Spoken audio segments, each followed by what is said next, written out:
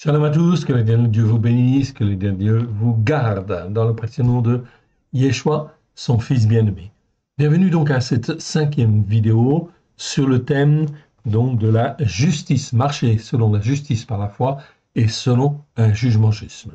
C'est une série très importante car l'éternel Dieu demande à chaque croyant d'apprendre à marcher selon la justice par la foi et un jugement juste. C'est donc extrêmement important. Remettons ces quelques instants à l'Éternel notre Dieu, afin effectivement d'aller plus loin encore. Merci Seigneur de ta bonté, de ta fidélité chaque jour. Nul n'est comme toi dans le ciel. Tu es notre Dieu et nous sommes ton fils, ta fille, à la gloire de ton saint nom. Tu nous as rachetés par le sang de l'agneau, afin que l'on puisse être à toi, ton serviteur, ta servante, afin de te servir, te glorifier, toi le seul vrai Dieu, et celui que tu as envoyé. Aide-nous, mon Dieu, mon Père, à te faire plaisir. Nous te rendons grâce dans le précieux nom de Yeshua, et dans ta main bienfaisante, forme-nous, façonne-nous, apprends-nous à marcher selon un jugement juste, oui, selon ta parole, à la gloire de ton saint nom, avec grâce et vérité, au travers de Yeshua Mashiach, et selon ta justice par la foi. Et dans ta main bienfaisante, nous avons besoin de toi. Sans toi, nous ne pouvons rien faire. Merci Père, merci Yeshua, merci Esprit Saint. Amen. Donc je vous rappelle en fait ici donc, quelques éléments que nous avons vus la fois dernière, déjà aussi les fois dernières. Donc ici, ce petit tableau, c'est un rappel, évidemment, sur en fait l'iniquité et sur l'injustice. Donc souvenez-vous, colonne en fin de compte ici à droite, nous avons en fait ici tout ce qui concerne l'iniquité. Avon en fait en hébreu, anomia effectivement en grec, anomos pour l'adjectif, être inique, ou dans l'iniquité tout simplement. De cela, des péchés, des transgressions et des iniquités, l'Éternel Dieu nous rachète au travers du sang de l'agneau, bien évidemment, et vous avez un exemple avec le psaume en fait 32, pour celui qui se repent, l'Éternel rachète par le sang de l'agneau, mais non pas pour que l'on continue à vivre comme l'on vivait, mais afin d'être émondé, afin d'être fortifié, afin d'être un homme formé, une femme formée à la gloire de l'Éternel. Autrement dit que nous devenions un homme mature, une femme mature à la gloire de l'Éternel. On ne peut absolument pas se contenter, en fait ici, de considérer que le sang de l'agneau est suffisant, nous lave, nous purifie, nous sanctifie. C'est tout à fait juste, mais c'est pour que nous apprenions à grandir dans les voies du Seigneur et non pas en fait à continuer, nous permettre de continuer à vivre comme nous vivions avant, dans le péché, dans les transgressions, dans les iniquités. Sinon, l'iniquité perdure, et si elle perdure en fin de compte dans le temps, eh bien, ce qui se passe, c'est que vous avez une flèche, en fait, ici, vous le voyez, dans le tableau, une flèche bleue qui traverse, en fait, le tableau, ici, et si l'iniquité perdure dans le temps, eh bien, on s'en va, on s'enfonce petit à petit dans, en fait, des formes d'iniquité beaucoup plus graves, et dans lequel, en fait, on s'englue, effectivement, on se remplit d'hypocrisie, on se remplit de duplicité, et effectivement, on finit par chuter et par tomber, et on aboutit effectivement donc à la colonne en fait ici de gauche qui nous parle en fait ici d'injustice. C'est le mot aven en fait en hébreu qui doit toujours être traduit par injustice ou en grec le mot adikia qui nous parle effectivement d'injustice. L'adjectif c'est adikos. Je ne reviens pas sur ces enseignements-là, je vous encourage en fait à les revoir, parce que ce que nous faisons en ce moment et ce que nous ferons dans les prochaines vidéos, c'est bien sûr un niveau spirituel assez élevé et qui fait que vous ne suivrez pas et vous ne comprendrez pas si vous n'avez pas suivi les vidéos précédentes. C'est donc extrêmement important. Lorsque nous donnons notre cœur et notre vie à Yeshua, l'Éternel Dieu sonde nos cœurs, sonde nos reins tous les jours et il regarde si effectivement nous nous repentons et si effectivement nous prenons un bon chemin, celui effectivement qui consiste en fait à grandir dans sa vérité selon la justice par la foi et selon un jugement juste. À l'inverse, si en fait on ne va pas dans ce sens-là, on risque de tomber effectivement d'iniquité en iniquité et de tomber même dans l'injustice au bout d'un certain temps. C'est le mot aven et non pas le mot avon. Et dans le psaume 36, verset 13 ou 12, il est bien dit: déjà tombent ceux qui pratiquent l'injustice, ils sont renversés et ils ne peuvent se relever. Le psaume 36 est donc très très clair et il y a beaucoup d'autres versets qui en fait nous confirment bien cela. C'est donc extrêmement extrêmement important. Je vous encourage donc à revoir en fait cela. Nous avions fait aussi en fait ici en fait des vidéos sur en fait le mot tzedaka. Tzedaka en fin de compte qui existe 157 fois dans 150 versets. Vous avez la liste des versets sous les yeux en fait ici. Ok, vous ne pouvez pas les lire parce que c'est effectivement trop petit. Ici en fin de compte j'ai fait un résumé. Ok, donc nous sommes dans le mot tzedaka. Tzedaka, tzidot en fait au pluriel. Okay, c'est un mot qui existe 157 fois dans 150, je vous l'agrandis en fait encore, dans 150 versets. Nous avons fait les vidéos sur, en fin de compte, cette justice. Ok, tzedaka, ça doit toujours être traduit par justice par la foi ou justification. Lorsque, en fait, ici, nous donnons notre cœur et notre vie à Yeshua, automatiquement, nous rentrons effectivement dans la justice par la foi, ok, parce que Christ, justement, a payé pour nos péchés, nos transgressions, nos iniquités.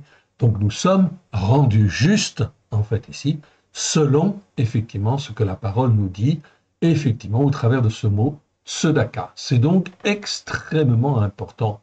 Mais cette justice par la foi, eh bien, effectivement, elle nous permet de lire les Écritures, d'apprendre ce qui est péché, d'apprendre ce qui est transgression, d'apprendre ce qui est iniquité, et de demander pardon, en fait, à l'Éternel pour les péchés, les transgressions et les iniquités que nous avons commises, afin de nous laver, de nous purifier, et que par la puissance de l'Esprit, l'Éternel Dieu nous forme, nous façonne, et fasse que nous devenions un homme mature ou une femme mature. Donc le but de Dieu, c'est bien de nous racheter, afin que nous puissions être son fils, sa fille, et non pas le fils, en fait, ou la fille de telle théologie ou telle autre théologie, fille de l'Église catholique, fille ou fils ou fils, hein, fils ou fille de l'Église catholique, fils ou fille de telle ou telle Église protestante, fils ou fille de telle ou telle Église évangélique. Non, l'Éternel Dieu nous rachète au travers de le sang de l'agneau, afin de faire de nous, de chacun de nous, des fils de Tzion, ou des filles de Tzion, c'est-à-dire des hommes et des femmes qui montent, en fait, ils sont capables de monter sur la montagne de la sainteté, sur la montagne de Tzion, sur la montagne que l'Éternel a prévue pour chacun de nous. C'est donc très très clair. Il y a donc un programme ici de formation, d'information et de formation qui est fondamental. Je vous encourage donc à revoir ces vidéos sur le mot, en fait, ici, tzedaka. Vous l'avez à l'écran, vous voyez bien, il apparaît bien. Ok, ce mot existe 157 fois, dans 150 versets. Nous avons vu tous les versets. Donc, je vous renvoie à ces vidéos. Aujourd'hui, en fin de compte, nous sommes en fin de compte à regarder, en fait, ici, la justice par la foi et le jugement juste. Car l'Éternel Dieu nous demande, donc on était arrivé au psaume en fait 106, si ma mémoire est bonne, 106, verset 3. Donc on y va. Ok, psaume 106, verset 3. Donc 106, voilà, j'y arrive. 106, voilà, 106, verset 3. Nous y voilà. Ok, 106, verset 3. Où il était dit, en fait, verset 3, « Heureux ceux qui observent un jugement juste », c'est le mot mishpat. On n'a pas fait de vidéo encore sur les mots mishpat, mais on en a déjà beaucoup parlé, mais ça va venir. Et ça va être très très important, car le mot mishpat, en fait, existe, effectivement, il n'est pas toujours très bien traduit. Je vous le montre à l'écran. Donc mishpat existe 421 fois dans 406 versets. On a regardé tous les versets. Ok, et effectivement, en fait, on s'aperçoit que ce mot n'est pas toujours très bien traduit. Il a toujours été traduit par jugement ou jugement juste, plus précisément. Ok, et là, effectivement, on s'aperçoit que l'Éternel Dieu, lorsqu'il nous rachète par le sang de l'agneau, il veut que l'on apprenne à marcher selon un jugement juste.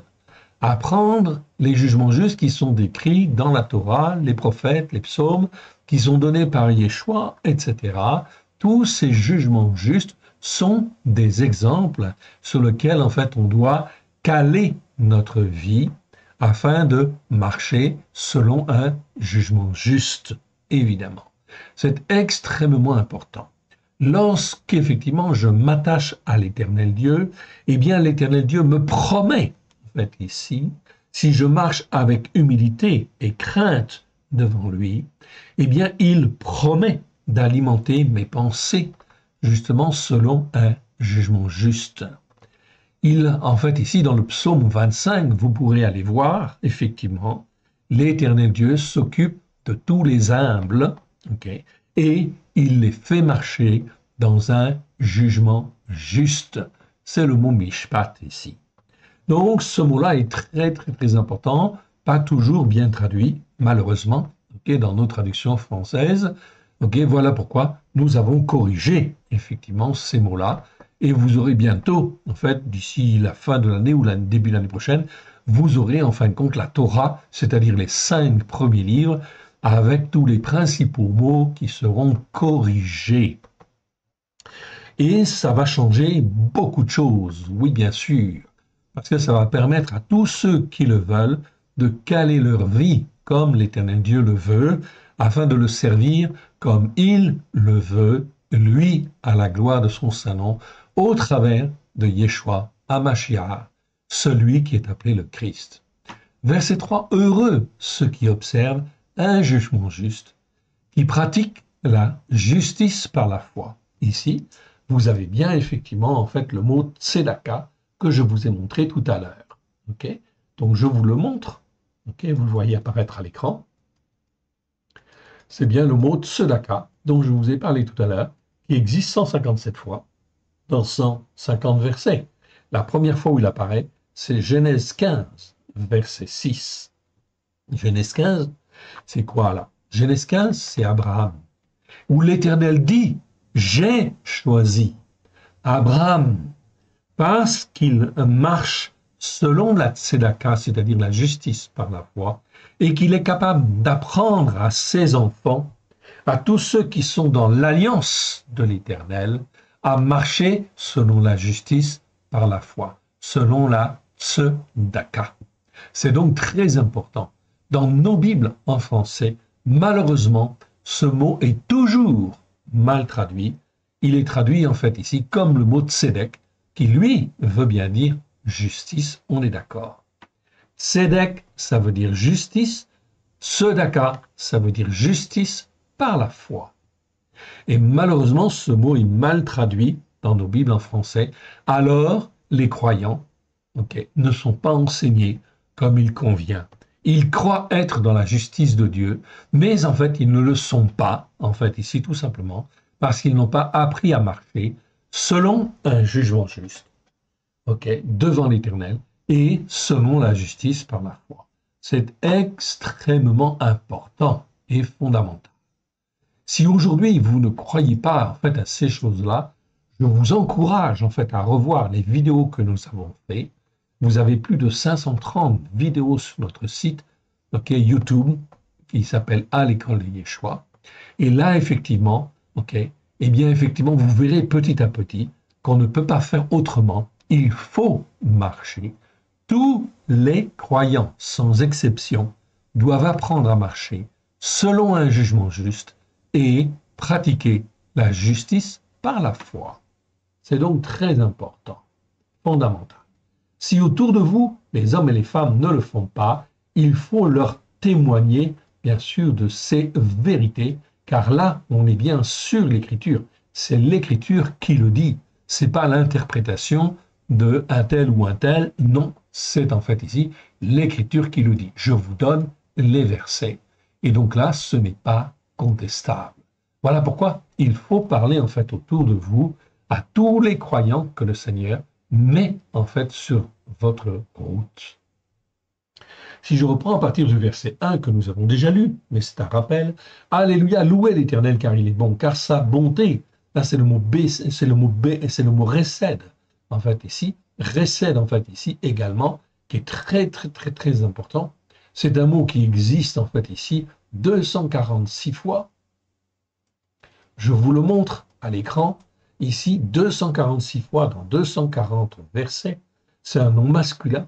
Et en fait, le numéro strong 02617, ok, c'est souvent pas très bien traduit. C'est parfois traduit par bonté, la plupart du temps, et c'est très bien. C'est la bonté, on va dire, la bonté miséricordieuse de Dieu, on pourrait dire ça. Oui, tout à fait.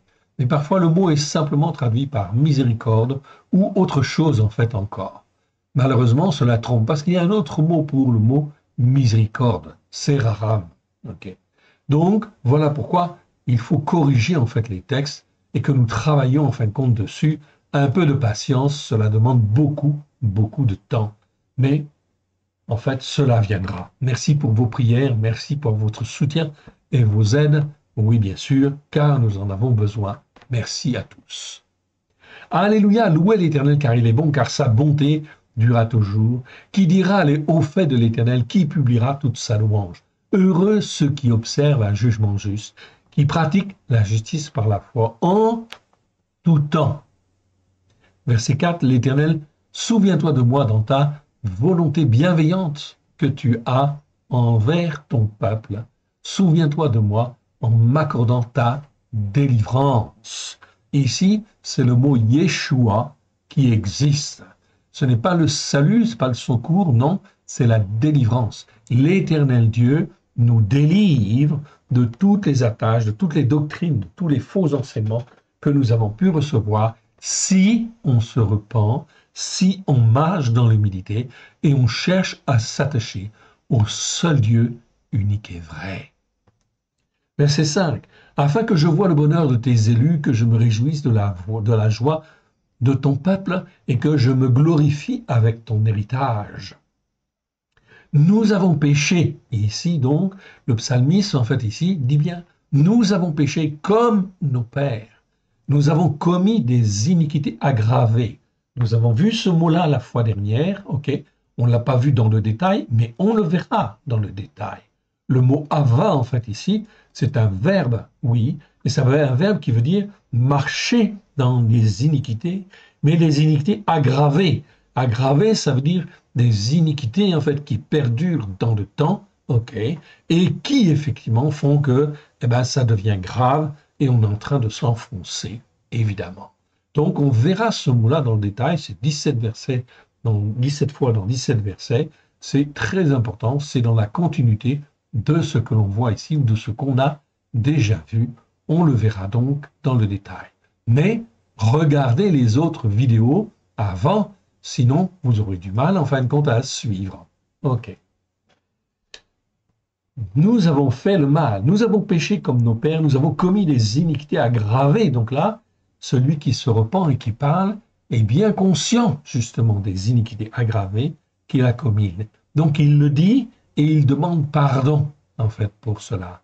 Alors, dans ce cas-là, l'Éternel Dieu écoute et est prêt à redresser, à te faire marcher dans un jugement juste et à te faire marcher dans la justice par la foi. Seulement si tu reconnais et que tu confesses tes iniquités, aggravées en fait ici en l'occurrence.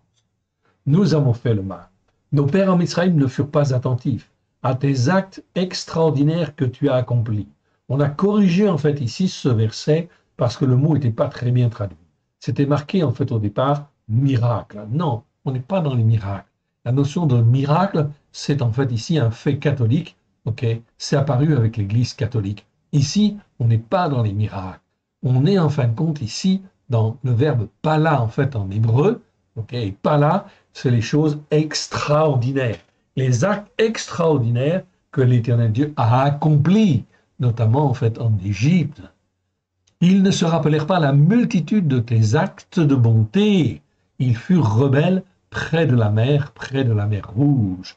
Mais il les sauva à cause de son nom pour manifester sa puissance. Tout ça, c'est bon. Il menaça la mer Rouge et elle se dessécha.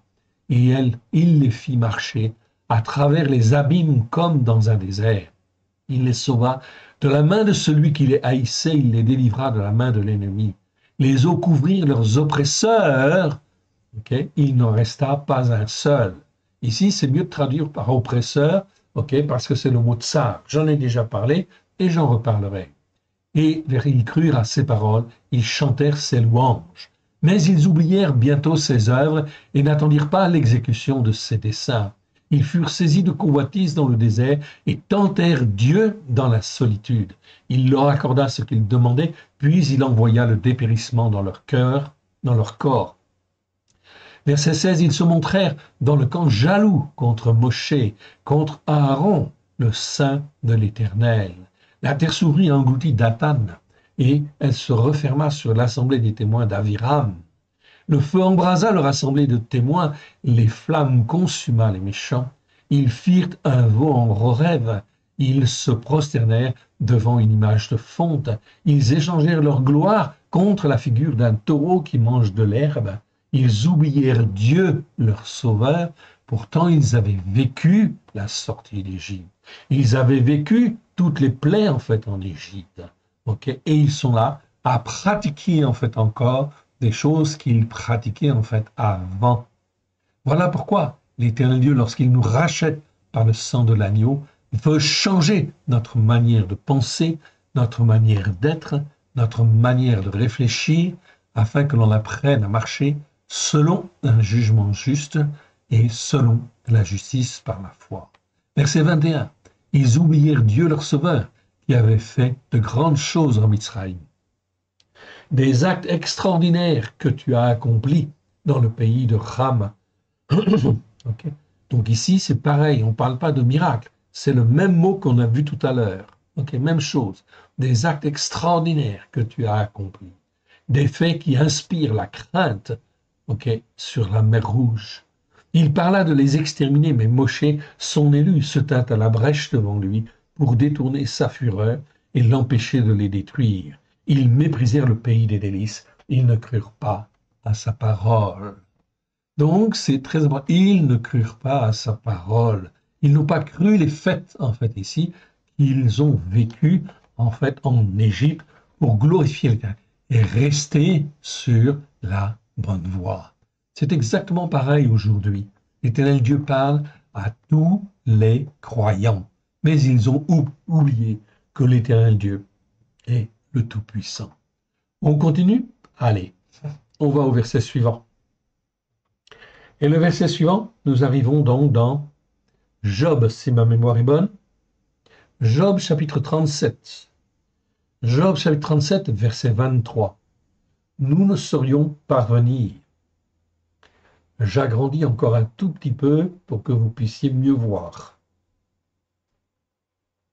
Je crois que je peux agrandir encore. Voilà, c'est bon. Ouais, peut-être pas autant, un petit peu moins.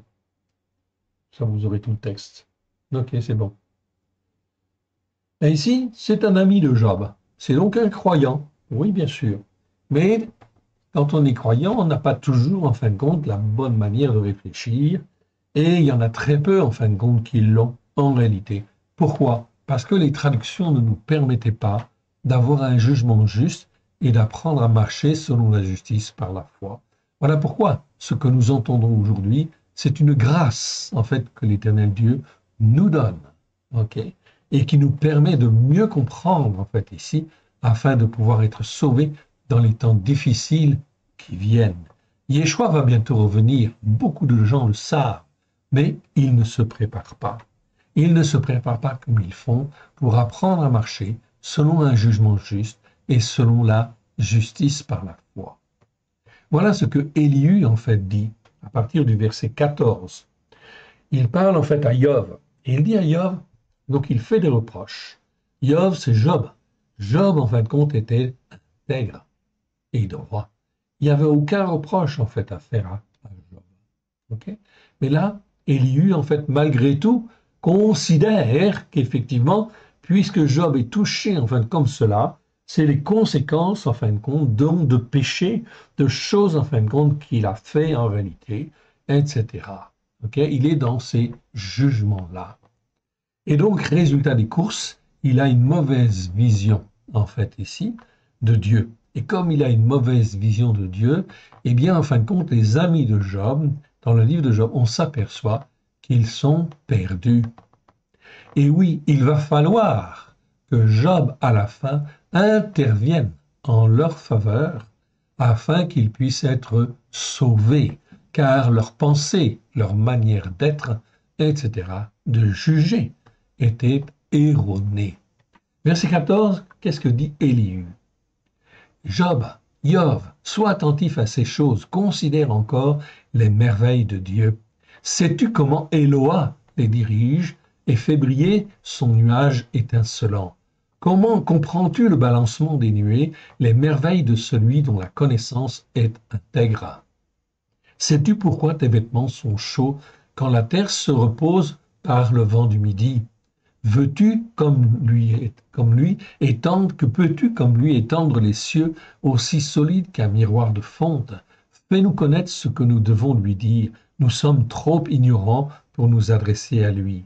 Lui annoncera-t-on que je parlerai? Mais quel est l'homme qui désire sa perte?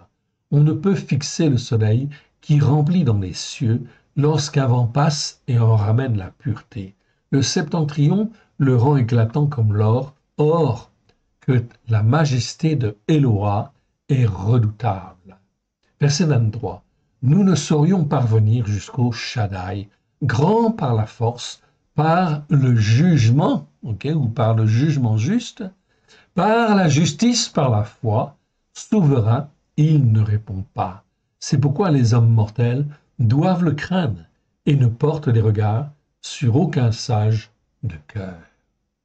Donc, dans ce passage, on s'aperçoit que Dieu est appelé Éloah. Éloah, c'est pas Elohim, mais c'est effectivement une forme qui existe 57 fois dans 56 versets. C'est tout à fait biblique, donc, effectivement.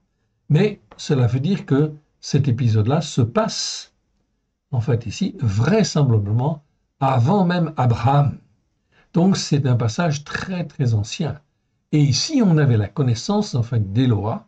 On avait la connaissance du Dieu juste, bien évidemment. On savait, en fin de compte, déjà comment marcher dans l'intégrité, dans la vérité. La preuve, Job, en fait, est un exemple, est un modèle. Et on savait, comme vous le voyez, Élihu, qui pourtant, en fait, n'est pas un homme qui raisonne très juste, eh bien, effectivement, il savait très bien ce qu'était que le jugement juste et la justice par la foi. Okay? Avant même Abraham. Mais c'est vraisemblablement toujours à partir de Abraham que l'on va effectivement en fait s'apercevoir que la justice par la foi, eh bien en fin de compte, Abraham la connaissait très très bien et il l'enseignait et il devait l'enseigner à ses enfants, à tous ceux qui étaient dans l'alliance en fait ici que l'Éternel Dieu a faite avec Abraham, Yitzhak et Jacob. C'est donc très très ancien, marcher dans la justice par la foi et selon un jugement juste, c'est donc connu depuis très très longtemps. Aujourd'hui, nous sommes en 2023. OK. Posez la question à n'importe quel croyant, en fait, ici. OK. Posez-lui la question et demandez-lui, est-ce que l'Éternel Dieu demande à ce que l'on marche selon un jugement juste et selon la justice par la foi? OK. Est-ce que c'est en fait une demande de l'Éternel? Eh bien, la réponse, vous pourrez dire oui. Avec les vidéos que nous avons faites, effectivement ici, c'est très clair. Ici, dans les 5 dernières vidéos, vous avez au moins, en fait, 46 versets qui montrent d'une manière très très claire que l'Éternel Dieu demande à tous ceux qui sont rachetés, qui rentrent dans son alliance, à marcher selon un jugement juste et selon, en fait ici, la justice par la foi. C'est donc extrêmement, en fait, important, bien évidemment. Job va être restauré, oui, et va devoir intercéder pour, en fait, ses soi-disant amis qui, en fait, n'ont pas arrêté de l'accuser, en fait, au travers des chapitres, en disant, en fait, à Job, Non, si tu es touché en fait comme cela, c'est parce que tu as péché. Or, en fait, Job, n'a jamais péché. C'est un homme intègre, ok, et juste devant Dieu. Mais l'Éternel Dieu a permis, justement, qu'il soit touché, c'est aussi une raison.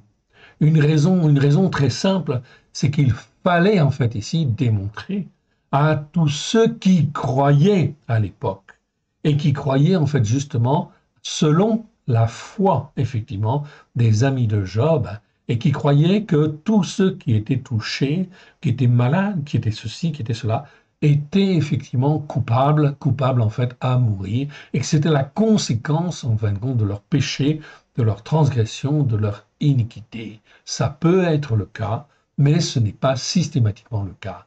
L'Éternel Dieu peut nous corriger, peut nous façonner d'une manière ou d'une autre, comme il le veut lui, dans le but de nous former, de nous façonner à la gloire de son saint nom, afin que l'on puisse être le témoin ou la témoin que le Seigneur veut, là où il veut, quand il veut.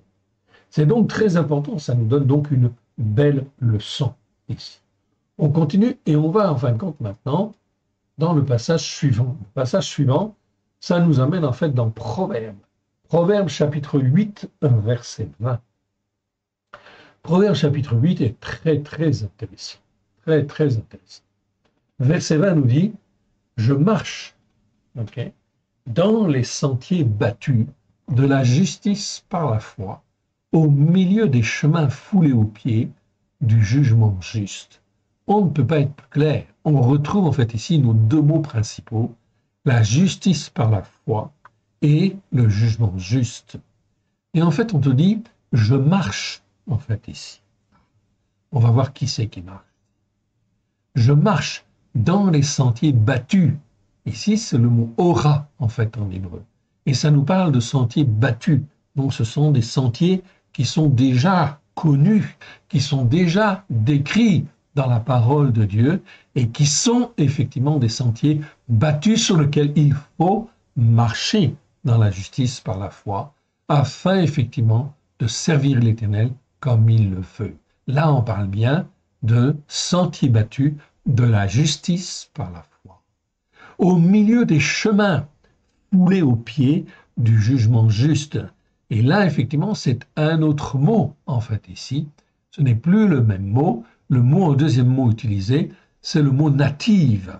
Native, en fait, ici, c'est donc, en fait, ici, plutôt des, comment dire, des chemins, en fait, ici, foulés aux pieds, donc, qui sont déjà, en fait, utilisés, qui sont déjà, en fin de compte, décrits dans la parole de Dieu, et qui sont, effectivement, des chemins très intéressants qu'il faut prendre, apprendre, en fait, à marcher, afin d'être dans des jugements justes et d'arriver sur les sentiers de la justice par la foi. Pour nous conduire où? Pour nous conduire où? À la montagne de la sainteté, au travers de Yeshua HaMashiach, celui qui est appelé le Christ. Donc, on ne peut pas avoir de meilleure démonstration. En réalité, si on revoit la traduction de ce chapitre 8 de Proverbes, eh bien, on va s'apercevoir de choses extraordinaires.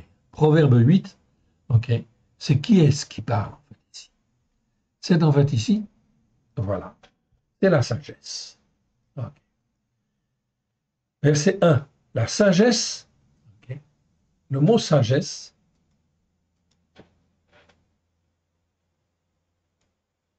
c'est le mot rorma. Je vous le montre. Très important, on ne va pas le voir aujourd'hui parce qu'on n'a pas le temps. C'est un mot qui existe 149 fois dans 141 versets. Numéro Strong 02 451. Ça nous parle de la sagesse. Ou tout au moins le mot Horma, en fait ici, nous parle de sagesse, mais en réalité, il nous parle de Yeshua lui-même. Ici, c'est Yeshua, en fait, ici, qui parle. Proverbe 8 nous parle de Yeshua, qui est la sagesse même. Mais bien plus que la sagesse. Il est tout ce que représente, en fait, ici, ce que doit être l'homme, à l'intérieur, dans son fort intérieur, dans sa formation, dans tout son être, dans tout ce qu'il doit être devant l'Éternel à la gloire de l'Éternel. C'est donc ce mot Horma est très, très, très, très important. Ok. La sagesse ne crie-t-elle pas? L'intelligence pratique à concevoir n'élève-t-elle pas sa voix? Le mot Horma, donc, en fait, ici, eh bien, je vais vous en donner une petite définition, quand même. Je vais l'agrandir, en fait, ici. Je ne veux pas tout voir, parce que ce serait trop long, en fait, ici. Ok. Voilà. Le mot Horma, ça s'écrit donc, comme vous le voyez, en fait, ici, à l'écran. Okay. Un ret, un kaf, un mem et un e. 149 fois dans 141 versets. C'est un nom féminin, numéro Strong 02 451. Généralement traduit par sagesse. Et c'est très bien. C'est une bonne chose déjà. C'est un bon minimum, on va dire.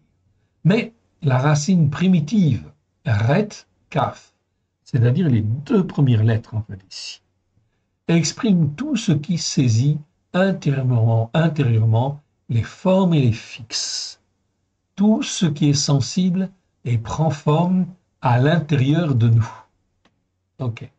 À l'intérieur de nous, pour nous façonner, nous former. C'est donc très important. C'est tout ce qui agit, en fait, en nous, ok, pour nous façonner et pour nous former. C'est exactement ce que Yeshua essaye de faire dans notre cœur lorsqu'il nous a rachetés par son sang.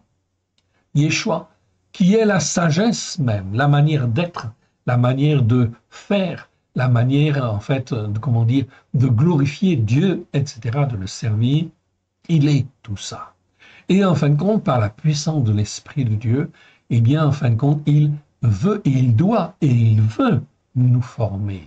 Car dans Jean 17, il a dit, « Je leur ai donné la gloire que tu m'as donnée, afin que eux soient un comme nous sommes un. » Donc ici, la volonté de Yeshua est très clairement exprimée, en fait, ici, avec d'autres mots, mais en fait, ici, ça veut dire la même chose. Le rajout de la lettre même, donc là, on a vu les deux premières lettres, Raf, Ret et Kaf, ou Raf. Okay. La troisième lettre, c'est la lettre même. Elle exprime tout ce qui est fécond ou formateur, comme une mère qui élève et forme son enfant. La lettre E en finale exprime la vie universelle, tout ce qui est animateur et vivifiant, tout ce qui est lumière, en fait, ici, ou qui doit éclater à la gloire de Dieu. En fait, Horma exprime bien l'image de Yeshua lui-même. Okay. C'est donc extrêmement important, je ne vais pas en dire plus, en fait, aujourd'hui, sur ce mot-là, on aura l'occasion de le revoir, on fera des vidéos là-dessus. Okay. C'est extraordinaire. C'est la gloire de Dieu, en fait, ici, dans nos cœurs et dans nos vies, oui, bien sûr. Vous pouvez regarder, en fait, aussi, okay, ce mot Horma, okay, dans tous les versets. La plupart du temps, c'est pas trop mal traduit, c'est traduit par sagesse. C'est traduit par sagesse 141 fois, dans les 149 fois, okay. C'est donc, en fait, ici, intéressant. C'est une assez bonne traduction, si je puis dire. Mais dès que je parle de sagesse, je dois comprendre que c'est Christ Yeshua et toute sa gloire qui est là, en fait, ici. Pour, en fait, ici, nous former, nous façonner et nous former afin que nous puissions être un avec le Père et le Fils, afin de glorifier le Père et le Fils comme il convient. Donc ici, la sagesse, je reprends ici au verset 1. La sagesse Horma. Je réduis en fait ici mon texte, ok, puisque vous l'avez vu, vous l'avez noté, c'est très bien. On y reviendra de toute façon. La sagesse ne crie-t-elle pas? L'intelligence pratique à concevoir n'élève-t-elle pas sa voix? C'est au sommet des hauteurs, près de la voie, c'est à la croisée des chemins qu'elle se place. À côté des portes, à l'entrée de la ville, à l'intérieur des portes, elle fait entendre ses cris. Homme, c'est à vous que je crie et ma voix s'adresse au fils d'Adam. Stupide, apprenez le discernement. Okay. Insensé, apprenez avec le cœur. Écoutez, car j'ai de grandes choses à dire et mes lèvres s'ouvrent pour enseigner ce qui est droit. C'est exactement en fait comme si Yeshua parlait. Écoutez, car j'ai de grandes choses à dire, et mes lèvres s'ouvrent pour enseigner ce qui est droit. Car ma bouche proclame la vérité, et mes lèvres ont en horreur le mensonge. Toutes les paroles exprimées de ma bouche sont justes, elles n'ont rien de faux ni de détourné. Toutes sont claires pour celui qui est intelligent et droites pour ceux qui ont trouvé la connaissance. C'est pas la science ici, c'est da'at, donc c'est donc la connaissance. Préférez ma correction. C'est pas mes instructions ici, c'est ma correction à l'argent. La connaissance à l'or le plus précieux. Car la sagesse vaut mieux que les perles. C'est-à-dire me connaître moi, Yeshua, en fait, ici. C'est ça que Yeshua est en train de dire, en fait, ici. OK? Me connaître, en fait, ici. OK? Car la sagesse vaut mieux que les perles. Elle a plus de valeur que tous les objets, en fait, ici, de prix. Moi, la sagesse, j'ai pour demeure le discernement. Donc, on parle ici de réflexion, de discernement. Et je possède la connaissance de la réflexion ici, ou la pensée réfléchie, ou on pourrait dire en fait la compréhension ou l'entendement, ce qu'on trouve en fait dans le grec en fait ici, avec le mot nous dans la bride radasha. Nous en avons parlé en fait ici, dans la traduction en fin de compte ici du Nouveau Testament, que nous avons fait la Torah accomplie, on a corrigé en fait ces mots. Et on arrive au mot nous qui parle de compréhension, compréhension spirituelle, d'entendement, effectivement. Eh bien, on est là, avec la sagesse de Dieu, avec Christ, effectivement, on peut accéder à cette connaissance, si du moins on la cherche. Verset 13, la crainte de l'Éternel, c'est la haine du mal, l'arrogance et l'orgueil, la voix du mal et la bouche perverse, voilà ce que je hais. Voilà ce que dit Yeshua, en réalité. Okay? Nous le voyons bien. On continue en fait ici ce proverbe 8, okay, ce chapitre, parce qu'il est trop important, vous allez voir. Verset 14. Le conseil et le succès m'appartiennent. Je suis l'intelligence, la force est à moi. Par moi les rois règnent et les princes ordonnent ce qui est juste. Par moi gouvernent les chefs, les grands, tous les juges de la terre. J'aime ceux qui m'aiment et ceux qui me cherchent me trouvent. C'est Yeshua qui parle, en réalité ici, d'une manière cachée, mais il existe avant que le monde ne soit, et il est à la droite du Père, oui bien sûr. Maintenant, tout au moins, on en a la confirmation. Verset 18. Avec moi sont la richesse et la gloire, les biens durables et la justice par la foi. Regardez bien ici. Et la justice par la foi, tzedaka. Mon fruit est meilleur que l'or pur. Mon produit est préférable à l'argent. Je marche dans les sentiers battus de la justice par la foi, au milieu des chemins foulés aux pieds du jugement juste. On revient au verset 20 qu'on a vu tout à l'heure. Okay? C'est extrêmement important, okay, de méditer sur ces versets. Verset 21. Pour donner des biens à ceux qui m'aiment et pour remplir leurs trésors, l'Éternel m'a créé au début de sa voie, avant ses œuvres les plus anciennes. J'ai été établi depuis l'éternité. Yeshua existait avant que le monde n'existe. Oui, bien sûr.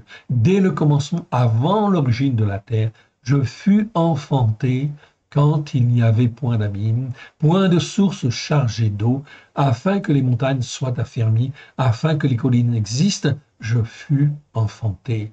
Il n'avait encore fait ni la terre, ni la campagne, ni le premier atome de la poussière du monde, lorsqu'il disposa les cieux, j'étais là. Lorsqu'il traça un cercle à la surface de l'abîme, lorsqu'il fixa les nuages en haut et que les sources de l'abîme jaillirent avec force, lorsqu'il donna une loi, okay, à la mer, en fait ici, pour que les eaux n'en franchissent pas les bords, lorsqu'il posa les fondements de la terre. J'étais à l'œuvre auprès de lui. Je faisais tous les jours ses délices, jouant sans cesse en sa présence, jouant sur le globe de la terre et trouvant mon bonheur parmi les fils d'Adam. Yeshua était déjà là. Il était en fait auprès du Père. Oui, bien sûr. Il s'est fait homme. Oui, bien sûr. Il y a 2000 ans. Et il est venu au monde par la Vierge Marie. Mais il existait avant en tant qu'être spirituel auprès du Père. Et maintenant, mes fils, écoutez-moi. Heureux ceux qui observent mes voies. Écoutez l'instruction pour devenir sage. Ne la rejetez pas. Heureux le descendant d'Adam qui m'écoute, qui veille chaque jour à mes portes et qui en garde les poteaux. Car celui qui me trouve a trouvé la vie, il obtient la volonté en sa faveur de l'Éternel. Mais celui qui pêche contre moi nuit à son âme. Tous ceux qui me haïssent aiment la mort. Donc on voit très bien ce que Yeshua nous dit dans ce proverbe, chapitre 8. Nous avons en fait ici un témoignage spirituel extraordinaire, comme quoi Yeshua existait avant que le monde ne soit, et qu'il est toujours en fait là pour agir, et qu'il agissait déjà auprès en fait d'Abraham, de Yitzhak, de Jacob, de Moshe. Oui, bien sûr, car celui qui apparaît dans le buisson ardent, c'est qui? C'est Yeshua lui-même. Et en fin de compte, David le connaissait aussi. Ok, tous les hommes de Dieu, en fait, ici, de l'Écriture, connaissaient, en fait, ici, celui qui était à la droite du Père. Oui, l'ange qui était à la droite du Père. Il le connaissait. Il n'avait pas encore de nom. Ok, il reçoit le nom de Yeshua beaucoup plus tard. Mais, en fait, ici, il est, en fin de compte, sacrificateur selon l'ordre de Melchisedec. Oui, bien sûr. Il s'appelle Malki-Sédek. C'est son nom, ok? C'est le roi de justice. Malki, ça veut dire mon roi, et Sédek, justice, mon roi de justice. Donc Yeshua est le roi de la justice de Dieu, tout simplement. Nous avons là donc dans le Proverbe 8 quelque chose d'extraordinaire. On continue, allez, c'est parti. Et on va maintenant dans, en fait ici, Proverbe, donc Proverbe 16. Proverbe 16, en fait, ici, oui, c'est bien ça. Ok. Proverbe 16. Mieux vaut peu avec la justice par la foi que de grands revenus avec un manque de jugement juste. On retrouve en fait ici les deux mots, justice par la foi et jugement juste. Reprenons à partir du verset 1. Les projets que forme le cœur dépendent du descendant d'Adam, mais la réponse que donne la bouche vient de l'Éternel. Toutes les voies de l'homme, okay, là c'est le mot ish, sont pures à ses yeux, mais celui qui pèse les esprits, c'est l'Éternel. Recommande à l'Éternel tes œuvres et tes pensées. C'est pas tes projets en fait ici, c'est Marachava. Marachava, ce sont tes pensées. Okay, ta manière de penser, ta manière d'être. Très important ce mot-là. On n'a pas fait de vidéo dessus encore, on n'a pas eu le temps. Okay, Marachava. Ok, 56 fois dans 52 versets. Ça nous parle de nos pensées.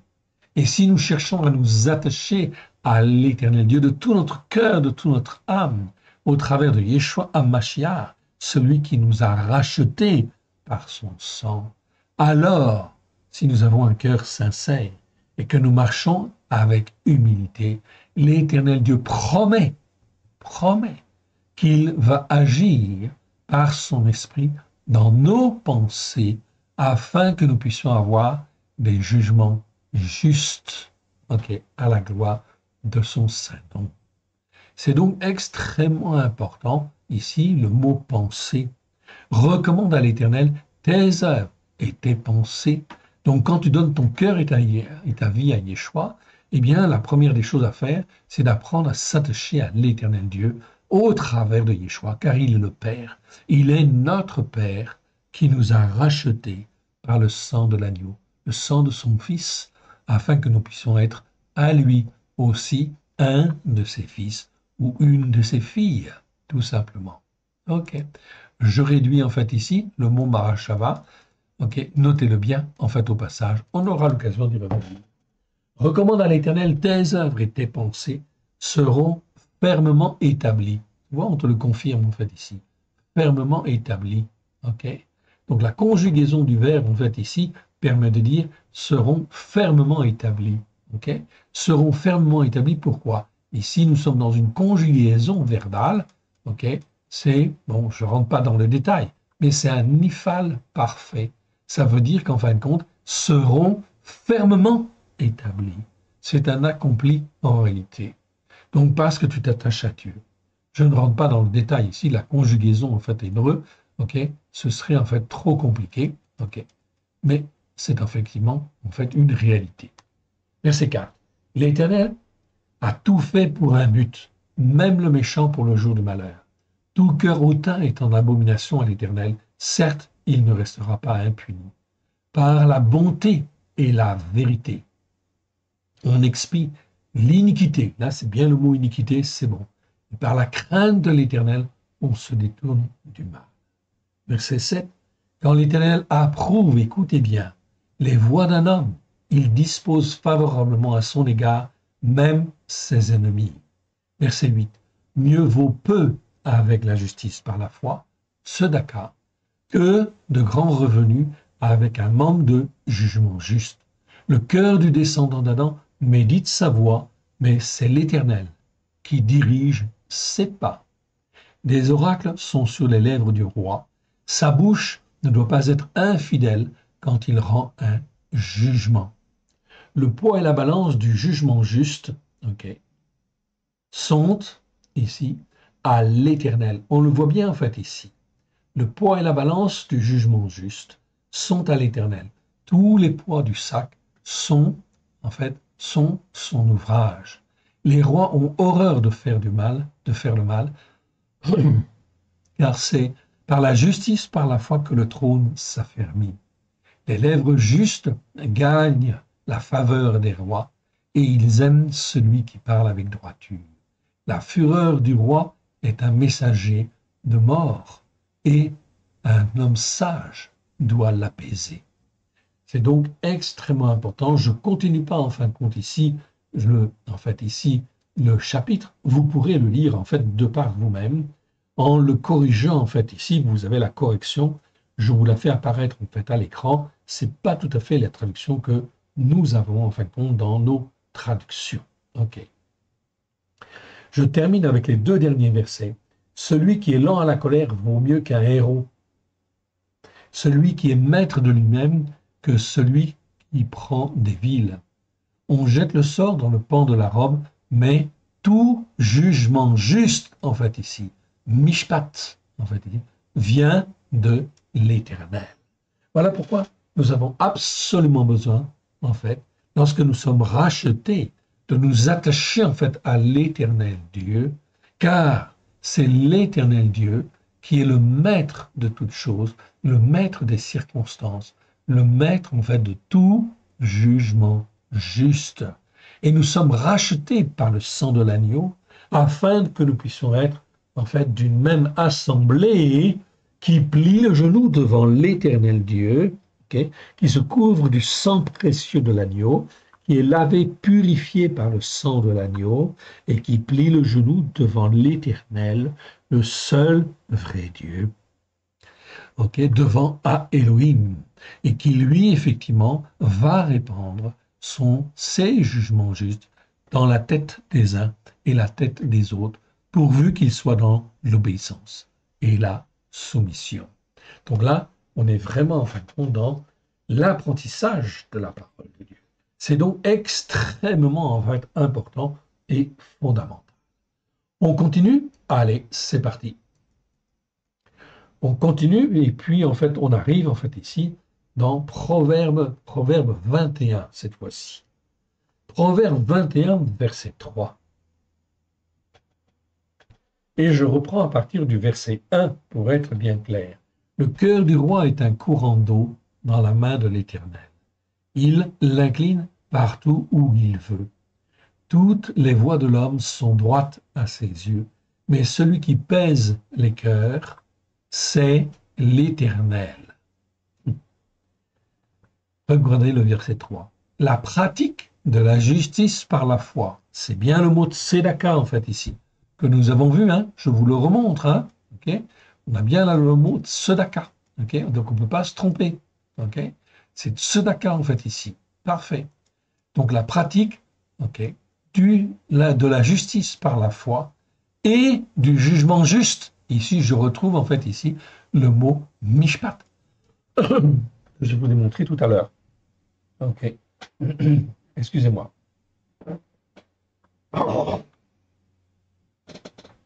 Et du jugement juste, en fait, ici.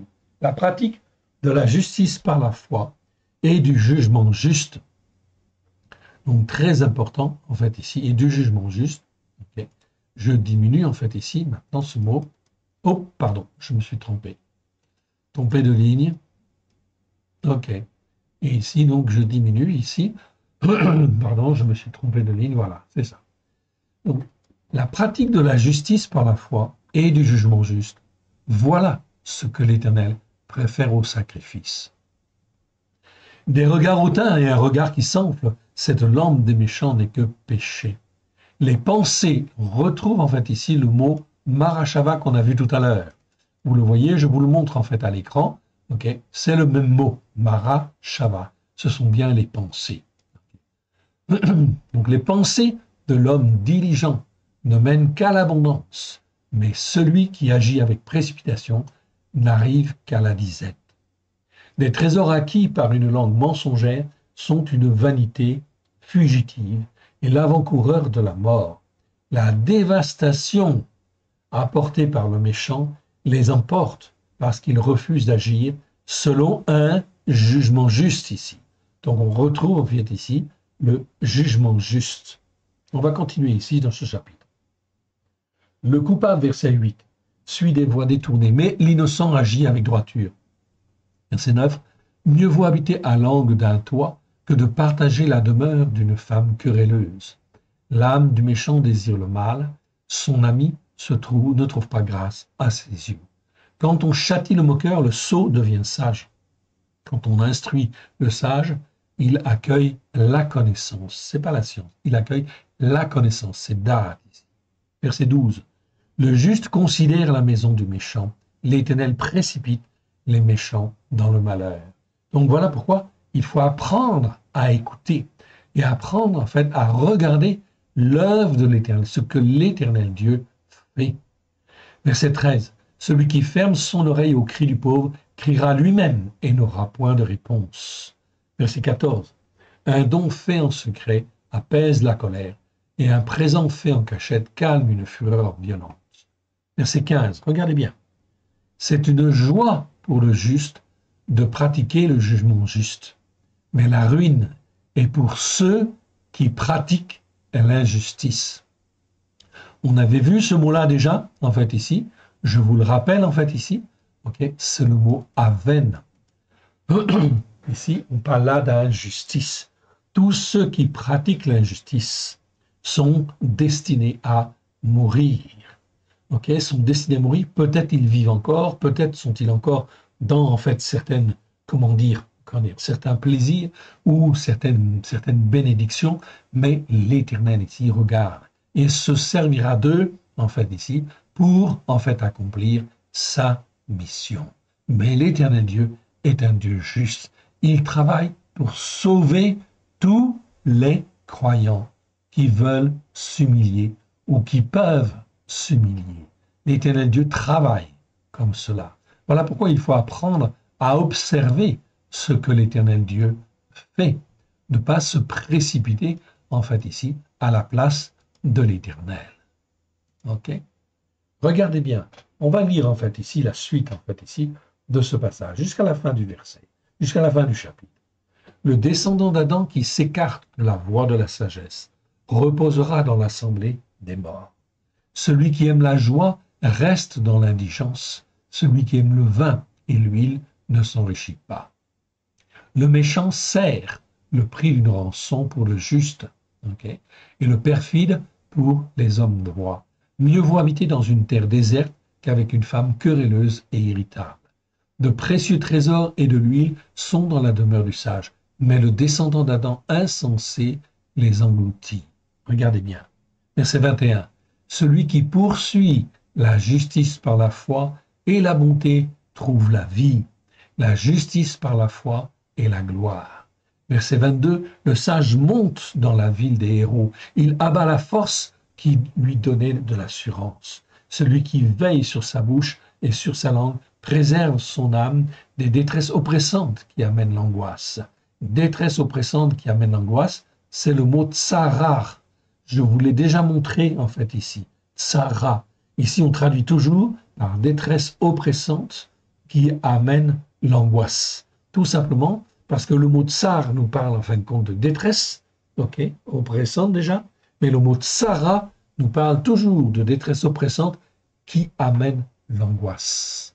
Mon frère, ma sœur, ce mot tsara, il existe en fait ici 73 fois dans 72 versets. On n'a pas fait de vidéo encore là-dessus, ok. Mais en réalité, c'est l'équivalent en fin de compte du mot dans le Nouveau Testament qui a été traduit par tribulation. Les tribulations en fin de compte qui viennent, ok, sont toutes sortes en fin de compte de détresse oppressantes qui amènent l'angoisse sur les hommes. Tout simplement, cela fait partie des jugements en fin de compte de Dieu, des jugements que Dieu a sur en fait les hommes qui en fin de compte depuis 2000 ans n'écoutent pas la parole de Dieu pour la mettre en pratique.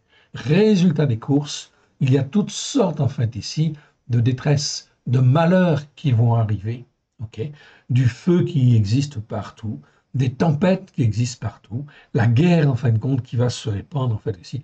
Tout cela doit contribuer à mettre en place des détresses oppressantes qui amènent l'angoisse. C'est exactement en fin de compte ce que les Écritures en fait nous disent au niveau prophétique. Dans le seul but que les hommes et les femmes puissent se repentir de leur iniquité et qu'ils puissent dire « Nous avons péché contre toi, nous avons fait ce qui est mal, nous avons été dans les iniquités aggravées en fait ici, car nous n'avons pas écouté pour mettre en pratique et nous avons persévéré, ok, croyant que le sang de l'agneau nous lavait et nous permettait encore en fait de pécher et d'être dans les iniquités. Non, ok. Donc là, il faut dire non, bien évidemment. Donc les détresses oppressantes vont venir. Elles vont amener de l'angoisse jusqu'à ce que les hommes se repentent, okay, et reviennent à l'Éternel. Verset 24. L'orgueilleux, le hautain, est un moqueur. Il agit avec la présomption de l'orgueil. Verset 25. Les désirs du paresseux le tuent parce que ses mains refusent de travailler. Tout le jour, il éprouve les désirs, mais le juste donne sans parcimonie. Le sacrifice des méchants est quelque chose d'abominable. Combien plus quand il l'offre avec des pensées criminelles. Le témoin menteur périra, mais l'homme qui écoute parlera beau toujours. Le méchant prend un air effronté, mais l'homme droit affermit sa voix. Il n'y a ni sagesse, ni intelligence pratique à concevoir, ni conseil en face de l'Éternel. Le cheval est équipé pour le jour de la bataille, mais la victoire appartient à l'Éternel. Ces en fait passages nous montrent très clairement que l'on n'a pas écouté pour mettre en pratique comme l'Éternel Dieu le voulait. On va terminer donc par deux versets. Deux versets, vous allez voir. Ok. Le premier, en fin de compte, se trouve dans 1 Chronique, chapitre 18, verset 14. Regardez bien. Donc je répète. 1 Chronique, chapitre 18, verset 14. David régna sur tout Israël. Il agissait selon un jugement juste, mishpat ici, et la justice par la foi envers tout son peuple. Okay. Yeshua n'est-il pas le fils de David? Bien sûr. Okay. Voilà pourquoi David est un grand homme. Il marchait dans un jugement juste et la justice par la foi. Il a fait des erreurs, comme tout homme, oui, bien sûr. Mais, d'une manière générale, David régna sur tout Israël. Il agissait selon un jugement juste et la justice par la foi envers tout son peuple. Voilà ce que l'Éternel Dieu nous demande de faire aux uns et aux autres. C'est donc un verset qui nous sert en fait ici de conclusion. Oui, bien sûr. Et le dernier, en fin de compte, c'est dans 2 Chroniques, chapitre 9, verset 8. 2 Chroniques, chapitre 9, verset 8. Ça nous parle de qui? Ça nous parle de la reine de Sheba, la reine de Saba, si vous voulez. Ok. Et le verset 8 nous dit, béni soit l'Éternel, ton Élohim. Elle parle à Salomon et elle dit, béni soit l'Éternel, ton Élohim, qui t'a accordé la faveur de te placer sur son trône comme roi pour l'Éternel, ton Élohim. C'est parce que ton Élohim aime Israël et veut le faire subsister à toujours qu'il t'a établi roi sur lui pour que tu agisses, okay, regardez bien, à leur égard selon un jugement juste, mishpat en fait ici. Okay. Je vous montre le mot en fait ici. On retrouve bien en fait le mot mishpat ici. Okay. Donc ça nous parle de jugement juste, oui bien sûr. Okay. Donc à leur égard, selon un jugement juste et la justice par la foi que je retrouve en fait ici, c'est le mot tzedaka en fait ici, que vous retrouvez en fait ici. Tzedaka. Donc l'Éternel Dieu a choisi en fait Salomon, oui bien sûr. Pourquoi? Parce que c'était un homme sincère qui pouvait le servir, tout au moins en fin de compte au début de son règne, pendant toute une partie de son règne. Okay? Mais il a perdu en fin de compte à la fin, il n'a plus écouté et s'est laissé entraîner, entraîné par l'idolâtrie, entraîné par le surcroît de femmes qu'il avait, etc. Il s'est laissé séduire. Donc ici, ce passage nous parle d'une manière très claire. Okay? On va en fin de compte quand même reprendre à partir du verset 1 pour terminer sur ce passage. Donc on est dans 2 Chroniques, chapitre 9, versets 1 à 8. Lisons. La reine de Sheba, Saba, a pris la renommée de Shlomo, c'est Salomon, et elle vint à Yerushalayim pour l'éprouver par des énigmes. Elle avait une suite fort nombreuse et des chameaux portant des aromates, de l'or en grande quantité et des pierres précieuses. Elle se rendit auprès de Shlomo, Salomon, et lui dit tout ce qu'elle avait dans le cœur. Shlomo répondit à toutes ces questions. Il n'y eut rien que Shlomo, ne sut lui expliquer. La reine de Sheba, Saba, vit la sagesse de Shlomo, Salomon, et la maison qu'il avait bâtie. Verset 4. Et les mets à sa table, et la demeure de ses serviteurs, et les fonctions et les vêtements de ceux qui le servaient, et ses échansons et leurs vêtements, et les degrés par lesquels on montait à la maison de l'Éternel. Hors d'elle-même, elle dit au roi, c'est donc vrai, en fait, ou c'est donc vérité, ce que j'ai appris dans mon pays, au sujet de ta position et de ta sagesse. Je ne croyais pas ce qu'on en disait, avant d'être venu et de m'avoir vu de mes yeux. Voici, on ne m'a pas raconté la moitié de la grandeur de ta sagesse. Tu surpasses ce que la renommée m'a fait connaître. Heureux tes gens, heureux tes serviteurs, qui sont continuellement devant toi et qui entendent ta sagesse.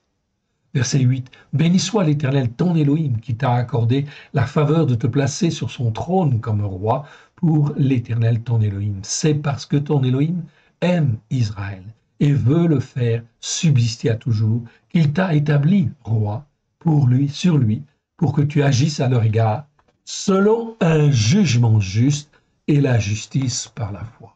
Mon frère, ma sœur, tout cela est un témoignage, en fait ici, extraordinaire. La renommée, en fin de compte, ici de Salomon était en dessous même de la réalité, tellement, en fin de compte, la sagesse de Dieu était dans le cœur de Salomon, parce qu'à cette époque-là, il marchait selon un jugement juste et la justice par la foi. Voilà ce que l'Éternel Dieu, en fait ici, nous montre. C'est un témoignage. Est-ce que Dieu n'est pas capable de nous former, de nous façonner au travers de Yeshua HaMashiach? Bien sûr que oui, parce que Yeshua est la sagesse même de Dieu. La sagesse est aussi en plus toute la manière de faire, la manière d'être, la manière d'agir, la manière de penser, la manière de tout faire, en fait ici, à la gloire de l'Éternel. Alors, acceptons dans chacun de nos cœurs que Yeshua règne sur toutes nos pensées, sur tout notre être à la gloire de l'Éternel, et qu'il fasse ce qu'il veut à la gloire de l'Éternel. Ne pensez-vous pas que ce soit une bonne chose? Alléluia. Amen. Nous avons terminé donc les 5 vidéos sur effectivement donc la justice par la foi et le jugement juste. Alors terminons par une petite prière, si vous le voulez bien. Père très saint, nous te rendons grâce dans le précieux nom de Yeshua et nous te demandons pardon. Pardon pour nos péchés, pardon pour nos transgressions, pardon pour nos iniquités, pardon pour tous les raisonnements erronés, toutes les doctrines qui ont été les nôtres et qui nous ont empêchés de voir ta vérité à la gloire de ton saint nom. Et tends ta main bienfaisante, Seigneur, voici nos cœurs, voici nos âmes, voici tout notre être, et tends ta main bienfaisante. Oui, détruis, Seigneur, toutes les fausses doctrines, les faux enseignements, oui, que nous avons reçus et qui nous freinent et qui nous empêchent d'avancer. Pardon parce que nous ne sommes pas aptes à faire ta volonté. Mais Seigneur, nous le voulons. Pardon pour nos péchés, nos transgressions, nos iniquités, nos manquements, nos faiblesses, nos doutes et nos erreurs. Et tends ta main bienfaisante. Sonde nos cœurs, sonde nos reins. Vois si nous sommes sur une mauvaise voie. Et remets-nous sur la voie de l'éternité, sur la voie que toi tu veux pour qu'on puisse te servir comme tu le veux, à la gloire de ton saint nom, au travers de Yeshua Mashiach, celui qui est appelé le Christ. Merci, Père. Merci, Yeshua. Merci, Esprit Saint. Amen. Que l'Éternel Dieu vous bénisse, que l'Éternel Dieu vous garde. À très bientôt. Shalom à tous. Amen.